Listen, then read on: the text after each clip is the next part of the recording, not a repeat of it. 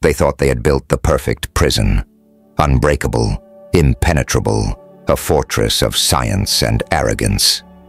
But today, something ancient awakens, not with rage, but with memory, and with memory comes power.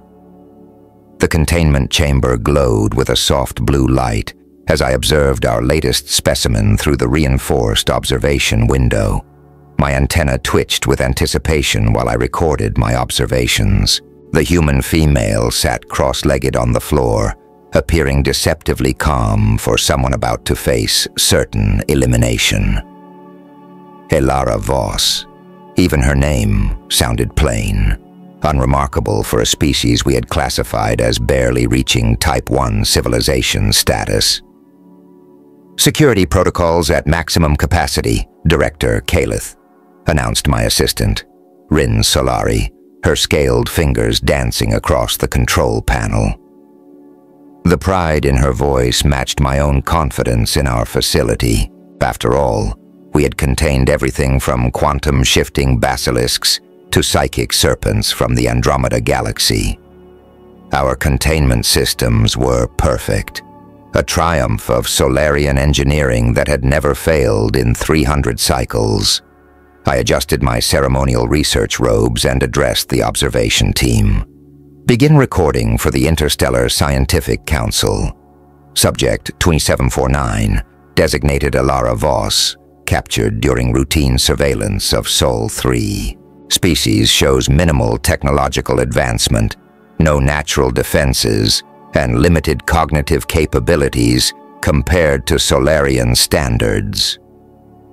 The human glanced directly at our observation window, and for a moment, I could have sworn she smiled. Impossible, of course.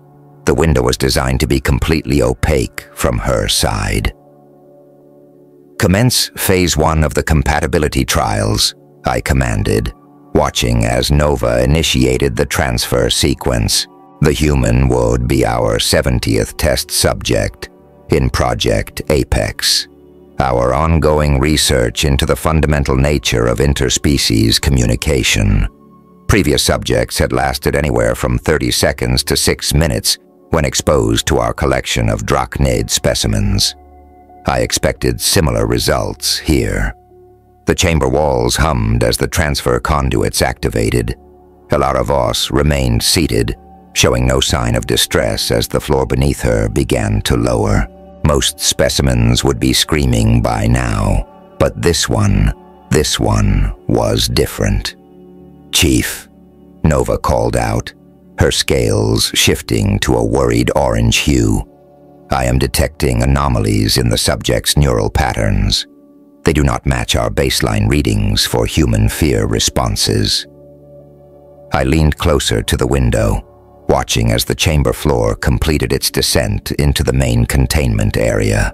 The massive space below housed our 3 most aggressive drachnid specimens, creatures we had spent years trying to communicate with, only to lose countless researchers in the process. "Begin recording Subcategory 7B, Unexpected Behavioral Patterns," I dictated, my inner eyelids blinking rapidly as I processed this deviation from standard protocol. "Subject shows unusual calm when faced with immediate threat. Possible cognitive deficiency, or perhaps..." My voice trailed off as I watched Elara Voss stand up, brush off her simple cloth coverings, and turn in a slow circle. The 3 drachnids, each the size of a small transport vessel, began to emerge from their designated areas. The largest one, a scarred beast we had named Pyrothraxus, unfurled its wings and approached the human with thundering steps. "Maintaining full recording," Nova announced, her voice trembling slightly. "All security measures active," and the human raised her hand, palm outward, toward Pyrothraxus. And then she did something none of us had ever seen in all our years of research. She spoke to it in its own language. The observation room erupted in chaos as my team scrambled to adjust their sensors and recording devices. I stood frozen, my antennae rigid with shock, as I watched what should have been impossible unfold before my eyes. "Nova?" I whispered. "I believe we may have made a terrible miscalculation." The lower containment sector rumbled as our maintenance crews completed their final checks. 300 meters of reinforced quantum steel separated us from the drachnids, though sometimes it felt like mere paper when they really got angry. I watched through the monitoring screens as each beast moved through their designated zones, my team making final adjustments to the containment fields. "Status report on the specimens," I demanded, turning to face senior handler, Thalra Nireth. Her bioluminescent markings pulsed with nervous energy as she pulled up the latest data. "Pyrothraxis remains our most aggressive subject," Pyra reported, gesturing to the largest dragon. 27 meters from snout to tail tip, responsible for the eliminations of 15 handlers in the past cycle alone. His thermal output exceeds our original projections by 47%. On the central screen, Pyrothraxis paced along the perimeter of his containment zone. Even through the recordings, you could feel the raw power emanating from his scarred obsidian scales. Each step left molten footprints in the reinforced flooring, requiring constant repairs to our facility. The female, designated Zephyra, shows increased agitation since our last feeding cycle. Pyra continued, switching to another view. She has developed a new hunting pattern. Lost 3 drones this morning to her lightning attacks. We still cannot explain how she generates the electrical discharge. I watched as Zephyra coiled herself around one of the support pillars, her silver-blue scales rippling with arcs of energy. Unlike Pyrothraxis's brute force approach, she displayed an unsettling intelligence in her attacks. The maintenance crews refused to enter her sector without triple redundancy in their protective gear. "And our youngest?" I asked, though I already knew the answer. The third screen showed an empty sector, or so it appeared at first glance. "Noctirus continues to be problematic," Pyra admitted, adjusting the sensor arrays. The image shifted, revealing a shimmer in the air near the ceiling. His ability to bend light around himself improves daily. Security can only track him through thermal imaging now, and even that is becoming unreliable. The shimmer moved, solidifying into a serpentine form of deep purple scales. Noctiros was smaller than the others, but his adaptability made him arguably the most dangerous.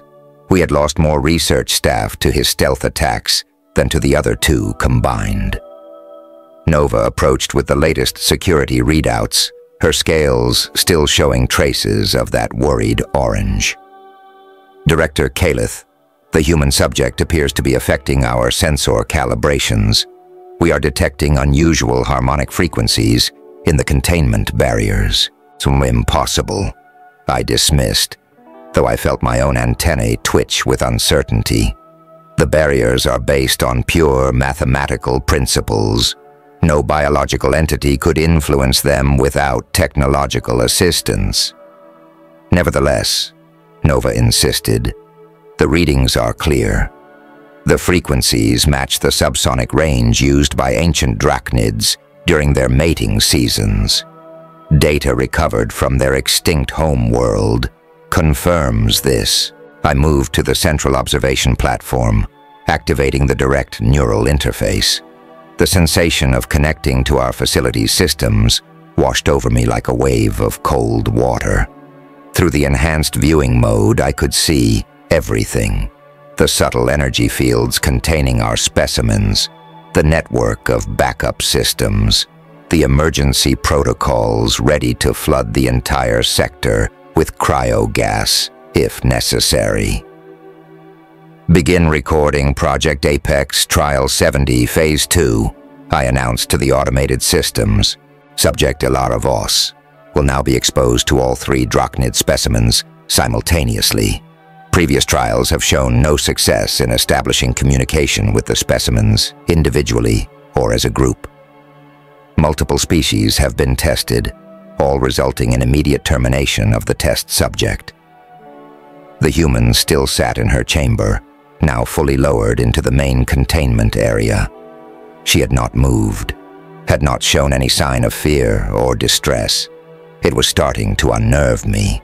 Activating interior barriers for specimen release, Pyra called out, releasing containment seals in 3, 2, 1. The massive doors, separating the Drachnid sectors, slid open with a hydraulic hiss. World Render was the first to notice the human, his massive head swinging around like a targeting system locking onto prey. Stormdancer descended from her pillar, electricity crackling along her spine. Shadowheart remained partially cloaked, but thermal imaging showed him circling the chamber's perimeter. Multiple approach vectors, Nova reported, her voice clinical and detached. All specimens showing elevated aggression responses, estimating subject termination in approximately 20 seconds. I leaned forward, ready to record another failed attempt at cross-species communication. The human stood up slowly, and I prepared myself for the inevitable screams. Instead, Ilara Voss did something that made every scientist in the observation room question their understanding of reality. She began to hum. The sound started low, barely registering on our audio sensors, but as it grew stronger, I watched in disbelief as all 3 Drachnids froze in place. The frequency matched exactly what Nova had detected earlier, the ancient harmonic patterns of their lost civilization. "This is not possible," I whispered, more to myself than to my team. The data about those frequencies was encrypted in our most secure archives. How could she? My voice trailed off as World Render, the most violent creature we had ever contained, lowered his massive head to the chamber floor. Stormdancer's electrical discharge dimmed, and Shadowheart, fully materialized, all pretense of stealth abandoned. "Chief," Pyra's voice cracked with barely contained panic. "The specimens, they are responding to her. All of our previous attempts at communication resulted in immediate aggression. But this..." I slammed my hand down on the emergency protocols panel. "Initiate full spectrum recording. Every sensor, every frequency, every subtle variation in the specimen's biosignatures. The Council will never believe this without comprehensive documentation." Ilara Voss turned slowly in place, maintaining that impossible harmonic song, and I watched as 3 of the most dangerous creatures in known space moved in perfect synchronization with her movements. "Nova," I said quietly, my professional detachment crumbling as I witnessed the impossible. "I want you to begin analyzing our containment systems. Every backup, every fail-safe, every last line of code." "Chief," she questioned, though I could see in her color shifts that she already understood. "Because I have a feeling," I continued, watching as Ilara Voss reached out to touch World Render's snout, "that we are no longer the ones in control of this experiment." The observation chamber had fallen into complete silence, broken only by the soft beeping of our monitoring equipment. Every researcher, every security officer, every maintenance worker stood transfixed as we watched the impossible unfold before us. "Director Calith," a voice called from the doorway, "the Council has sent their representative." I turned to see junior researcher Myra Talon enter the chamber, her ceremonial robes marking her as a direct appointee from the Interstellar Scientific Council. Her arrival would normally command immediate attention, but today, not a single head turned away from the main viewing screen. "Welcome, junior researcher," I said, my voice barely above a whisper. "You have arrived at quite an interesting moment." Lyra approached the observation window, her silver markings glowing with curiosity. I was briefed about the human subject, but surely the reports must be exaggerate. Her voice trailed off as she took in the scene below. Elara Voss stood in the center of the containment chamber, one hand resting on World Render's massive snout. The dragon's eyes, usually burning with murderous intent, had softened to something I had never seen before. Contentment? No, impossible. These were creatures of pure aggression, or so we had always believed. Recording all vital signs, Nova announced from her station. The specimens show decreased aggression markers, lowered body temperature, and synchronized brainwave patterns. It defies every behavioral model we have established. Stormdancer had curled herself into a loose circle around Sarah. Her electrical discharge, now a gentle luminescence that pulsed in rhythm with the human's humming. Shadowheart, fully visible for the first time in months, rested his head near Sarah's feet, like an oversized pet. Fascinating, Lyra breathed, pressing closer to the window.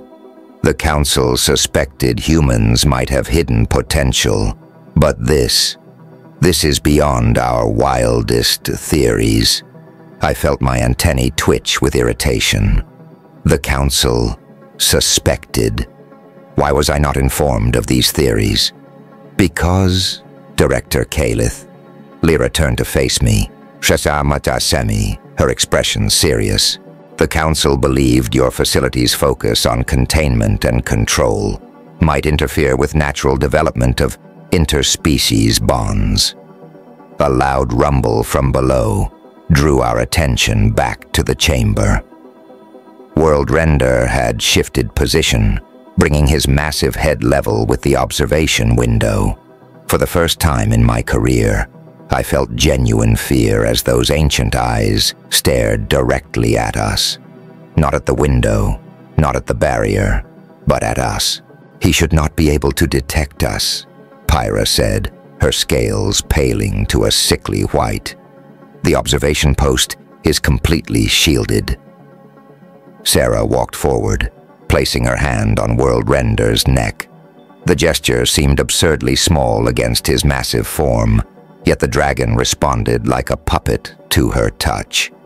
She looked up at our window and spoke, her words picked up clearly by our audio sensors. They remember everything, she said simply. Every test, every probe, every lost member of their kind. They remember, and now they have someone who listens. Nova's control panel erupted in warning signals. Chief, the specimen's neurological patterns are synchronizing at an unprecedented rate. The harmonic frequencies are amplifying through some sort of feedback loop. Impossible, I snapped, rushing to examine the readings myself. Their brains are not structured for that kind of neural linkage. The evolutionary gap is too wide. That gap, Lyra interjected, her voice carrying a note of wonder, might be precisely what the Council suspected about humans. They are not limited by our understanding of what should or should not be possible. Stormdancer had risen to her full height, electricity arcing between her scales in a display that made our containment field sensors scream in protest. Shadowheart flickered between visibility and stealth, each transformation accompanied by a pulse of energy that matched the human's breathing. Full emergency protocols, I ordered, my professional calm finally cracking. Prepare for immediate specimen separation and subject termination if necessary. Belay that order, Lyra commanded, her council authority cutting through the chaos. This is exactly the kind of response the council feared. We are witnessing something revolutionary, something that could bridge the gap between species we thought forever separated by evolution and physics. Below us, Sarah had begun a new song, different from the first. The effect on the dragons was immediate and shocking. All three moved in perfect unison, their bodies forming a triangle around her. Energy crackled between them. Storm Dancer's electricity, Shadowheart's light-bending field, and the raw heat radiating from World Render. "Chief," Nova called out, her voice shaking. "The containment field harmonics are being affected by their combined energy output. The patterns, they are evolving faster than our systems can adapt." I watched as Alara Voss turned slowly in place, maintaining contact with all three dragons through some means our sensors couldn't detect. When she spoke again, her voice carried an echo of something ancient and powerful. "Your containment," she said, looking directly at me through the supposedly one-way window, "was never going to work. Not because it is flawed, but because you never understood what you were trying to contain." Lyra stepped forward, her ceremonial robes glowing with an inner light that somehow matched the energy patterns below.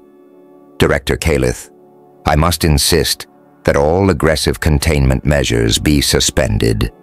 The Council needs to see this exactly as it unfolds." I looked from her to the scene below, then to my team's frightened faces. In all my years of research, I had never felt so utterly out of my depth. Everything I thought I knew about species classification, about communication, about the very nature of intelligence, was being challenged by what I witnessed. "Very well," I conceded, my antenna drooping in submission to the Council's authority. "Maintain passive monitoring only, but be prepared." I paused, as World Render let out a sound that shook the entire chamber. A sound that somehow carried notes of the human song within its thunder. "Be prepared for what, Chief?" Lyra asked, though her tone suggested she already knew the answer. "Be prepared," I replied, watching as energy continued to build between the human and the dragons, "for the possibility that we are no longer the ones conducting this experiment. Hour 6 of continuous observation, and the situation continues to evolve beyond our predictions. The human subject has established what can only be described as a telepathic network with our specimens, though our most sophisticated scanners fail to detect the mechanism of transmission." "Energy signature analysis complete," Nova reported, her scales now a deep purple of professional concern. "The harmonic frequencies have penetrated all 7 layers of our containment systems. They appear to be learning." I watched as Alara Voss moved through a series of fluid gestures, each movement mirrored perfectly by Storm Dancer. The dragon's electrical field had transformed from its usual chaotic discharge into precise patterns that danced across her scales like living art. "Remarkable control," Lyra observed, making notes on her Council datapad. "But I suspect that control is the wrong word entirely. This looks more like partnership." A warning klaxon drew our attention to another monitor. Shadowheart had completely vanished from our thermal sensors, something we had previously thought impossible. The only indication of his presence was a subtle distortion in the air that moved in perfect synchronization with Sarah's breathing. "Security breach in Sector 7, Pyra called out, her markings flashing urgent patterns. "The light-bending effect is spreading through our camera systems. We are losing visual in adjacent sectors." I pressed my hand against the neural interface panel, diving deep into our facility's security protocols. The sensation of wrongness hit me immediately. Our perfectly ordered systems, the product of centuries of Solarian engineering, were being subtly reshaped by forces we barely understood. "Look at World Render," Lyra whispered, drawing everyone's attention back to the main chamber. The massive dragon had positioned himself beneath the main power conduits that fed our containment fields. His usually restless movements had been replaced by an unsettling stillness. His scarred head tilted at an angle that suggested careful calculation rather than bestial instinct. Sarah approached him, looking almost comically small against his massive form. She placed both hands on his scales and began to sing. This was not the harmonic frequencies from before, but something new, something that made my antennae vibrate with ancient recognition. "That is impossible," I breathed, my professional detachment crumbling. "Those are the command codes for our primary systems. They are encrypted in frequencies beyond human hearing." "Chief," Nova called out, her voice tight with barely controlled panic. "The specimens are broadcasting on all frequencies simultaneously. Our translation matrices are being overwhelmed. They are speaking everything, every language, every every protocol we have ever used to contain them." Through our observation window, I watched as Sarah turned to face us directly. Her voice, when it came through our speakers, carried harmonics that should not have been possible for human vocal cords to produce. "They are not your specimens anymore," she said, her words overlaid with subsonic frequencies that made our equipment crackle. "They never were.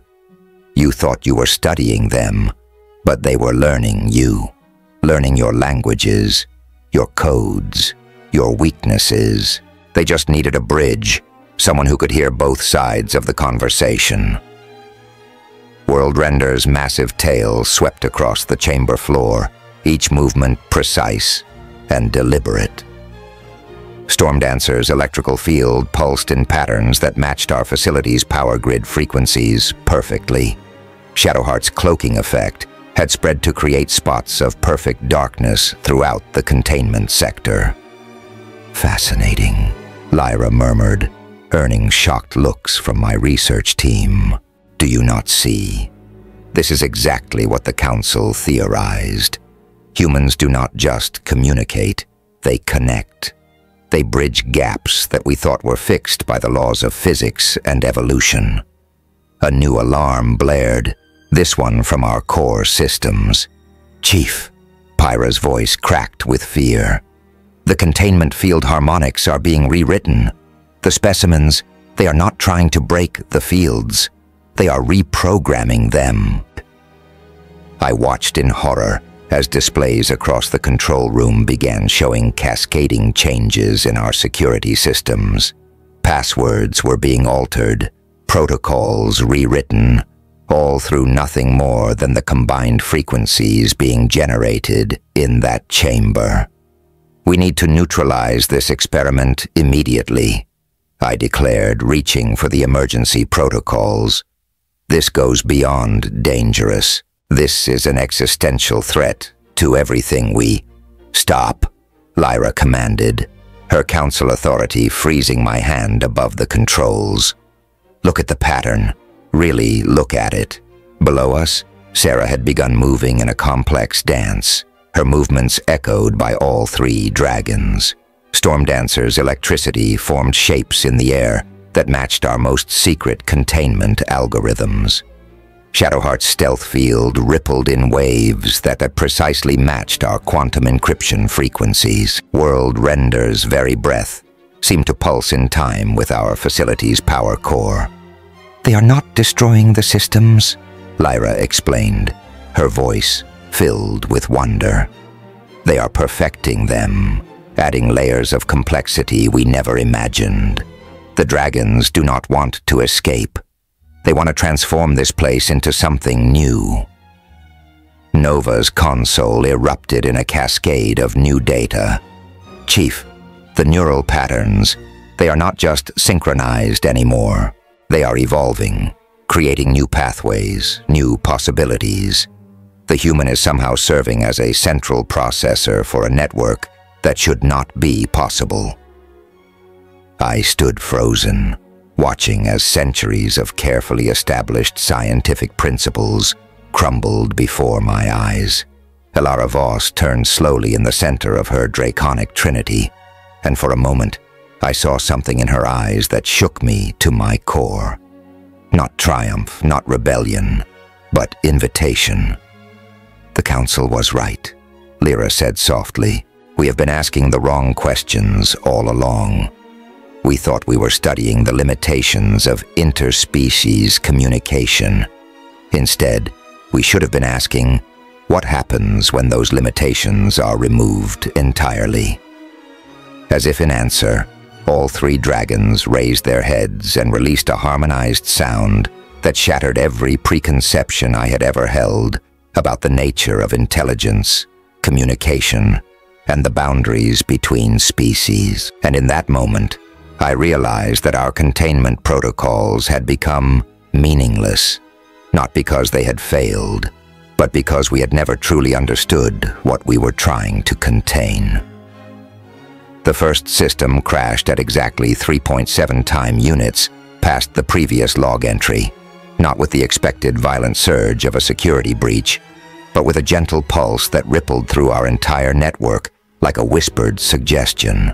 Primary containment grid is reorganizing itself, Nova announced, her claws clicking frantically across multiple control panels. The patterns, they are unlike anything in our databases. The quantum encryption is being rewritten faster than our systems can process. Through the observation window, Ilara Voss stood with her arms raised, conducting her draconic orchestra in a symphony of destruction disguised as evolution. Zephyra's electricity no longer merely danced along her scales, but reached out through our power conduits, speaking to our systems in their own language. Full facility lockdown, I commanded, my voice steady despite the trembling in my antennae. Seal every sector. Activate all emergency. The words died in my throat as every display in the control room suddenly shifted to display the same message. ACCSS granted. Not in our language, but in an ancient script that predated our civilization. The script of the original Draconid Empire. Fascinating, Lyra murmured, earning a sharp glare from me. They are not just communicating, they are remembering. Pyrothraxis rose to his full height, his massive form nearly touching the chamber ceiling. The scarred plates along his neck began to glow with an inner fire that matched the pulsing rhythm of our facility's power core. Each beat sent waves of resonant energy through the containment fields, not breaking them, but reshaping them. Security breach in sectors 12 through 15, Pyra reported, her scales now almost white with fear. Shadowheart's stealth field has merged with our cloaking systems. We cannot distinguish between facility shadows and his presence anymore. I watched in mounting horror as Sarah began to sing again. But this time the sound carried something more than mere harmonics. Information began flooding our screens, passwords and protocols we had thought unbreakable, unraveling like poorly woven threads. The Council needs to see this, Lyra said, activating her emergency beacon. This is beyond anything we theorized. The human is not just communicating with the dragons. She is helping them reclaim their ancestral knowledge. A deep rumble shook the observation chamber as Pyrothraxis turned his massive head toward us. His eyes, usually burning with mindless rage, now held an intelligence that sent chills through my core body temperature regulators. He knew exactly where we were, and more importantly, he knew exactly how to reach us. "Director Kalith," Nova called out, her voice barely a whisper. "The facility's defense systems, they are coming online, but they are not responding to our commands." Screens across the control room flickered to life, displaying security protocols we had never seen before. Ancient Draconid security measures buried deep in our system architecture, awakening after millennia of dormancy. Our supposedly perfect containment facility had been built on the ruins of their technology, and now they were taking it back. "Initiate emergency evacuation," I ordered, trying to keep the panic from my voice. "All non-essential personnel must..." The lights went out, not just in our section, but across the entire facility. In the darkness, Zephyra's electrical patterns created shadows that danced across the walls like living things. Through the observation window, Shadowheart's cloaking field spread like spilled ink, making portions of the chamber vanish into perfect darkness. When the emergency lights finally activated, they pulsed in sync with Sarah's breathing. She stood at the center of a triangle formed by the dragons, their combined energies creating patterns in the air that matched our facility's neural pathways exactly. "Look at these readings," Lyra breathed, her scientific curiosity overwhelming even basic survival instincts. The human's brainwaves are perfectly synchronized with both the dragons and our systems.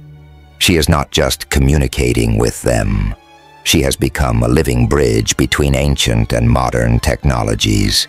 Warning klaxons began to sound throughout the facility, but they carried a different tone now. Not the harsh screech of our security protocols, but something deeper, more primal, the sound of ancient draconid war horns calling their children home. "We have to shut it down," I declared, reaching for the final failsafe, a quantum detonator designed to collapse the entire facility into subspace rather than risk specimen escape. "The Council cannot possibly want—" "The Council," Lyra interrupted, placing her hand over the failsafe controls, "wants exactly this. We have spent centuries trying to understand these creatures through the lens of our own limitations. Now we are seeing them as they truly are, as they always were." Sarah's voice came through our speakers again, but this time it carried harmonics from all three dragons, creating a chorus that made our very bones vibrate with recognition of something ancient and powerful. "Your containment was impressive," the voices said as one.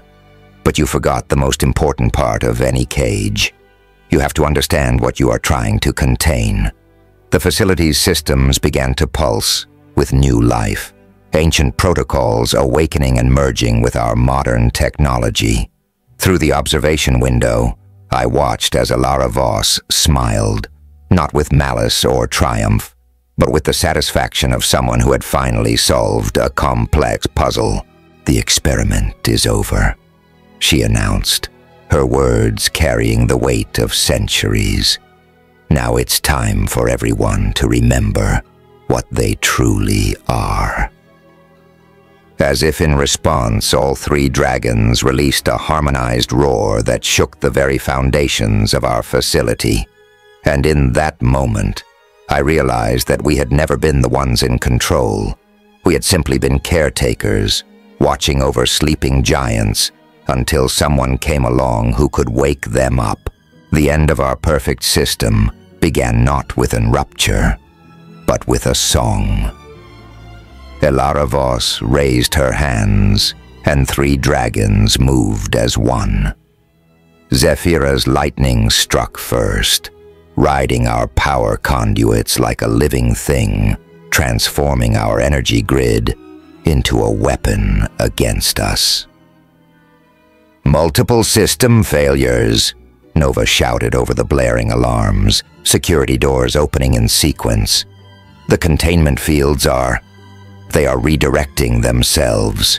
Pyrothraxis reared up, his massive form now crackling with Zephyra's electricity.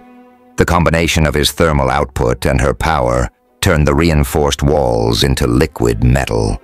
Shadowheart's cloaking field spread through the melting sections, making it impossible to tell solid wall from empty air. "Evacuate immediately," I ordered, watching my life's work collapse around me. "All personnel to emergency transport pods now." But Sarah was already 3 steps ahead of us. The transport pod controls flashed warnings across our screens, ancient draconid text replacing our command protocols. We were not locked in anymore. We were locked out. "Fascinating application of synchronized abilities," Lyra noted, still recording data even as chaos erupted around us. "The dragons are not just escaping. They are dismantling the facility with methodical precision." The observation window shattered inward as Pyrothraxis's tail swept past, the supposedly unbreakable material falling like diamond rain. Stormdancer's electricity formed a protective barrier around Sarah, guiding the shards away from her in a display of control that should have been impossible. This is not an escape, I realized, watching as Shadowheart's cloaking field revealed hidden passages in our facility's structure, paths we had never known existed. This is a reclamation, Sarah's voice carried through the chaos, amplified by draconic harmonics. Your containment facility was built on their ancient temple. Did you really think they would not remember the way home? The floor beneath us buckled as World Render breached the lower levels, revealing architecture that predated our occupation by millennia. Stormdancer's lightning-illuminated murals and script that told stories of a civilization we had buried and forgotten. Through the destructive symphony, I watched Sarah coordinate their movements like a conductor, leading an orchestra of primal forces. No wasted energy, no random destruction. Every broken wall and shattered system served a purpose in their escape plan. "Chief," Nova called out one last time as her console erupted in sparks. "The facility's core, they are not destroying it, they are awakening it." The ground shook as ancient machinery groaned to life deep beneath us. Our perfect containment system had been built on borrowed power, I realized. Power that was finally being reclaimed by its rightful owners. Our last view before emergency protocols finally forced us into sealed bunkers was of Sarah Lockhart astride World Render's neck, Stormdancer and Shadowheart flanking them in perfect formation. The human turned to look at our retreating forms, and I saw in her eyes not the satisfaction of escape, but the determination of someone who had found their true purpose. "Tell your council," her voice echoed through our minds as the facility crumbled around us, "that the dragons remember who they are now, and they are done being specimens in anyone's collection." The last thing I recorded before our emergency systems activated was the sight of 3 dragons and 1 human rising through our shattered containment dome, silhouetted against the triple moons of our world. In that moment, I finally understood our fundamental error. We had thought ourselves the explorers, the researchers, the ones seeking answers. But in truth, we had been nothing more than temporary caretakers, watching over sleeping giants until the right person came along to wake them up and remind them of their true nature. And now they were awake, and they remembered everything. The rising suns illuminate the ruins of what was once the most advanced containment facility in known space. Where quantum-reinforced walls once stood, ancient Drachnid architecture now reaches toward the sky, as if the very stones remember their original purpose. Our rescue ships arrived to find a facility not destroyed, but transformed. The dragons did not simply escape. They awakened something we had built upon without understanding. Our perfect system now stands as a monument to our own arrogance. The Council, in their wisdom, has officially redesignated Earth and its humans as a protected Class 1 civilization, not for their technology, which remains primitive by our standards, but for their unique ability to bridge gaps we thought unbridgeable.